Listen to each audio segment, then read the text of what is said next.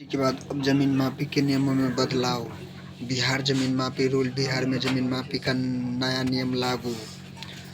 एक और जहां बिहार में जमीन रजिस्ट्री के नियमों में बदलाव किया गया है, अब दोबारा से बिहार में जमीन मापी को लेकर नियमों में बदलाव किया गया है। तो अगर आप लोग ही जमीन खरीद बिक्री करना चाहते हैं तो यह खबर आपको जान लेना ही बहुत ज़रूरी है कि निबंध के द्वारा फरवरी महीने में नया नियम लागू होने के बाद से लोग मैच के लिए बढ़ गए हैं। एक जहां हर दिन रजिस्ट्री काफ़ी ऑफिस में 100 से 200 लोग जमीन की रजिस्ट्री करवाते थे, अब यहाँ देखा जा रहा है कि एक मात्र 2 से 3 लोग ही प्रतिदिन आ रहा है, जिसके निबंध को भी काफ़ी ज़्यादा हानि देखने को मिल रहा है।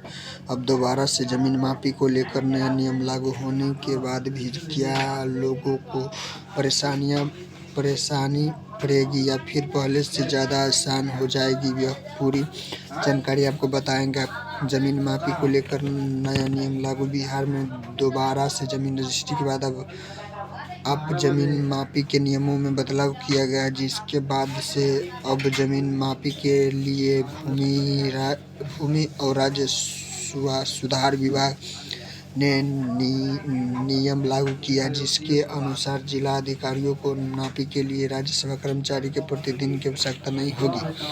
साथ ही मापी आवेदनों के लिए एक नया पत्र भी जिला अधिकारियों को भूमि सुधार विभाग द्वारा भेजे गए हैं। इस नए प्रारूप के अनुसार आवेदकों को शपथ पत्र में यह कहना होगा कि जिस जमीन के लिए आवेदन कर रहे हैं उस पर उसका मालिकाना हक है और उस जमीन पर कोई मालिकाना न्यायालय में निलंबित नहीं है। अगर न्यायालय में